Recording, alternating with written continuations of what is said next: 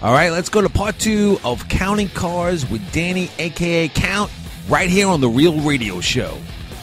All right, from History Channel, Counting Cars, Danny, a.k.a. Count, the owner of Count Customs in Las Vegas, Nevada. Danny, what's up, my brother?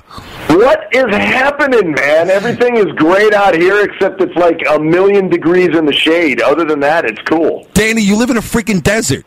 Let's talk about Counting Cars and Count's Customs in Las Vegas. Danny, I'm going to ask you the typical boring freaking radio talk show question. How did you get started? In the car business or with the show? Well, actually, how did you get in the car business? Because you got such a great talent. You know what? I'm not going to, disclose any other guys that are out there that's on TV. I'm not going to give them the credit. But you know what? There's a lot of talent that think they. I can't even get it out. I'm not a big fan of those prototype. Car show. Danny, what I'm talking about. Do I have to spell it out?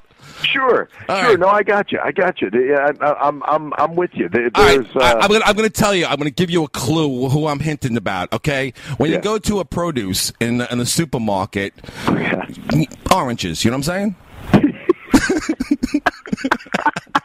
Danny, are you getting this crap? What I'm saying to you? Oranges. Do I have to spell out the whole thing and just put like a county next to it? You know what I'm saying? I think I need a roadmap, man. Right. Exactly.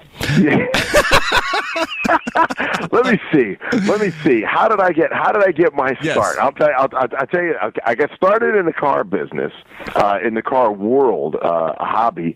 My father got me interested in it at a very young age. Most of my family, from my father's side, came from Detroit. Wow. Okay. So a large part of my youth growing up was spent in Detroit, and many of my relatives all worked at Ford Motor Company at one time or another. So growing up, I was always around cars. My father, some of his brothers, my uncles, always had muscle cars and hot rods and motorcycles and things like that. So for me, it was just something that I grew up in, and I never strayed from it. I've just literally stayed in the car and the bike world forever. I got my first bike. My father got my first bike for me when I was 8 years old. So I've been riding. Wait! 8 years old? You had a Harley? No, oh Lord, no. I didn't have a Harley. Oh wait! I saw one of the episodes from Porn Stars. You had one of those little scooters, those little mopeds, something like that. Those old QA50s and things like that. That's what you had, right? Absolutely, man. There was a guy trying to sell a bunch of those, and Rick had me come look. Those were fun, man. That brought me Danny back to the bought days all of of them. Danny bought all of them, right, Danny? I wanted to. Yeah, Danny, come on. That's my dream someday is to stop building cars and just build scooters. Yeah, that's gonna happen, sure, Danny. No way. All right, so your dad gave you your first bike, which was not a Harley; it was a small little bike. Comedically enough, it was a street bike, which was really funny. It was a Honda, and it was a Honda 100, but it was a street bike for an 8-year-old kid. And I used to have to stand on it. I literally had to stand on a milk crate to get going, and because I couldn't touch the ground. And then it was like, whatever you do, don't stop. Wow. That was my first bike experience, first time I ever really hurt myself bad, all that kind of stuff. But so I've been riding since I was 8, and then he got me in cars. He got me, actually started, really getting into cars. About a year later, about 9 years old, he brought home a 1966 Mustang Shelby GT350. And you were driving that when you were 18? Well, no, actually, that stayed his, and it's now with me in my collection. But I learned how to drive in a '68 Cadillac Sedan DeVille. I was driving that to school when I was 13, which was cool. He used to let me drive to school when I was 13 years old, so that was kind of neat.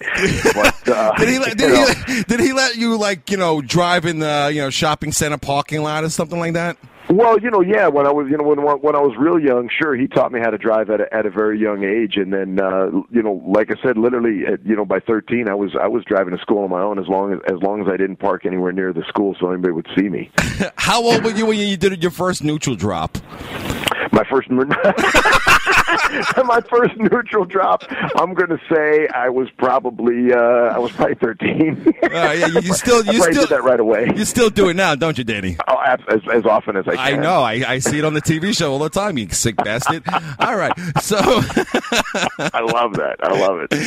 Tires are meant to be burned off the car. Yes, and they also cost a lot of money, but that's okay. Well, exactly. That's what sponsors are for.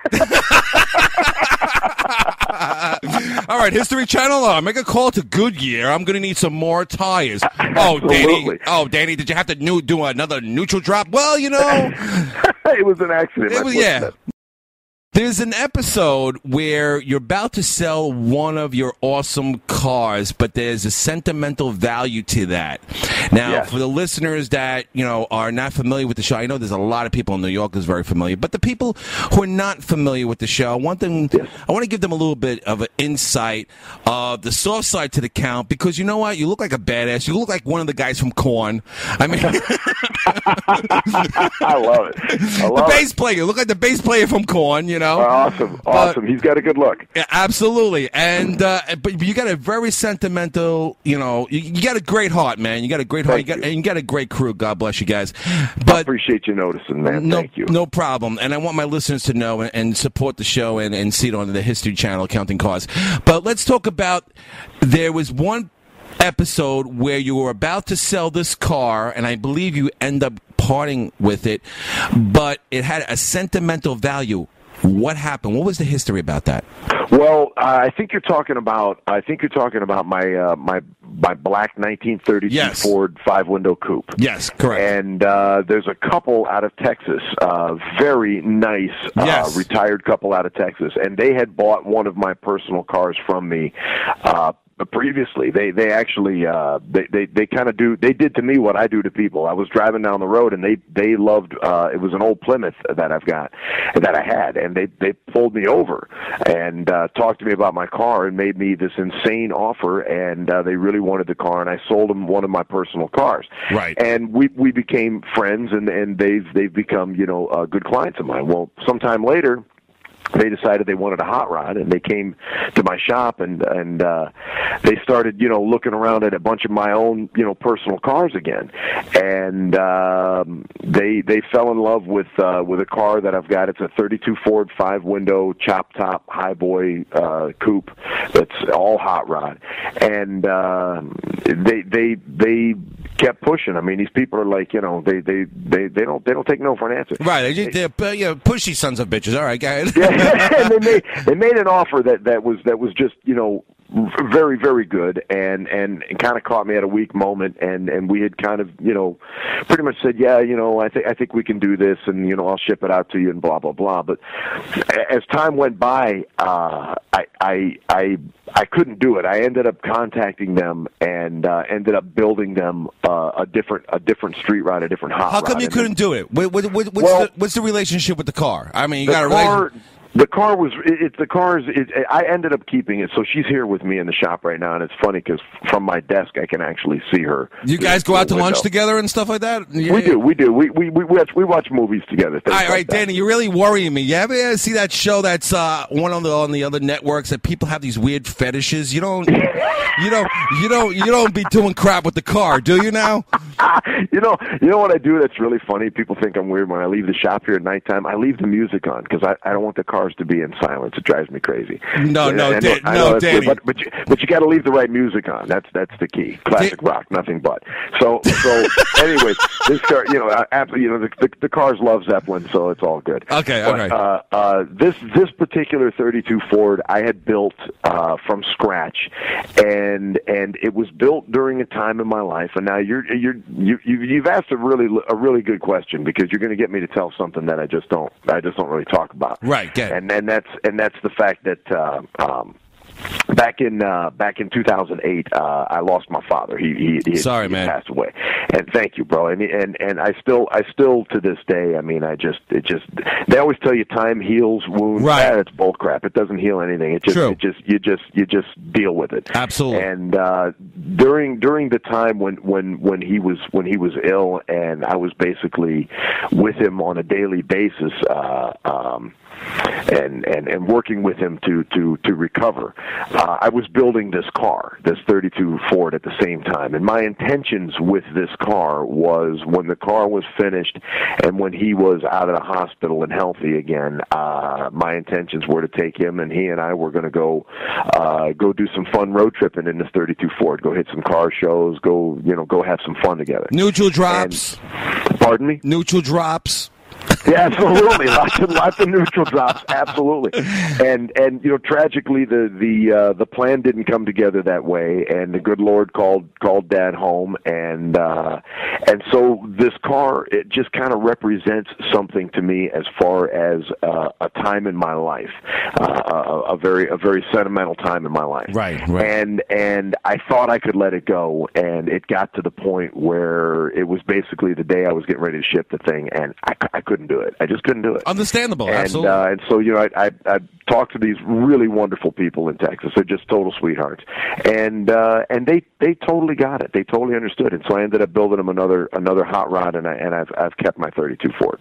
Good for you, man. That was a good question there, brother, man, and I actually made it through that. So, well, you know what? God bless you, man, and my prayers to you and your family and your dad, and he's watching over you. So, dude, you better, amen. You better watch yourself down there, okay? I know. He's got a bird's eye view all the time. That's right. You know what? Since you were talking about your dad, what was the most funniest thing that you ever did with your dad? Did you guys ever end up getting into some cool bar fights and stuff like that?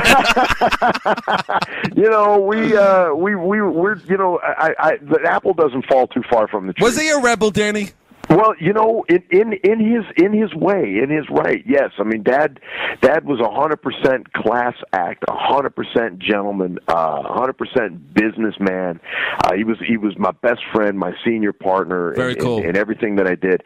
But he also had the flip side of the coin that I carry as well, and that is, don't do me wrong, don't cross me, because we'll fix it, and we're not afraid to fix it, and if it means taking someone into a room somewhere and locking the door behind us and fixing it, we'll fix it. And he had that in him, and I carry that same trait with me. And but 99.9% of the time, total gentleman. Awesome. Well, you know what? We're going to dedicate the show to Dad tonight. Danny's dad. Brother. That's right. Thank you. I appreciate it, man. I miss him crazy, but thank you so much. Of course. No problem, Danny. So, you know what? This is really probably one of my best interviews because, I'm a very big fan of Counting Cars. Thank you. The whole crew. And I applaud you for keeping all those guys working. And, amen, bro. And the fact that when I've been to your website, I seen the list of employees that you have, and you put them all on your website, and you're giving them the prompts that they deserve. So I applaud you for that, man. Actually, the place is called Counts Customs in Vegas. Yeah. So what's the website they could check it out? Just countscustoms.com, and it's plural, COUNTS, and customs is with a K, KUSTOMS.com. All right. Also on Facebook. Check out Count 77 on Facebook, on YouTube, whatever. When you come to Vegas, man, anybody who comes to Vegas, come to my shop. Come check it out. You'll dig it. Very cool. Danny, a.k.a. Counting Cars on the History Channel. Don't go anywhere. We got more right here on The Real Radio Show. The Real Radio Show with Frankie D on AM 970, The Answer. And from Canada, we have The Joint. What's up, guys? See, Frankie, these guys have had a lot of personnel changes, right? A lot of personnel changes? Yeah. Okay. Yeah. Like, what kind of personnel changes? The what band's happened? called The Joint. Yeah. And every time I book a rapper, he says, I just left The Joint. So they must have had a lot of personnel changes, dude. Oh, man, that's terrible. You know what? Low again, right? Yeah, that's terrible. So what's been happening with you guys in Canada besides ice skating and... We've just been touring around Canada, mostly Southern Ontario. How's the chicks in Canada, by the way? I'm kind of curious. Really hot. They're hot, really? Oh, yeah. Are they crazy over there? He's not kidding. Crazy. They are. Yeah, they are. Right? So what do you guys got going on right now? You guys working on like a record? A record? Yeah.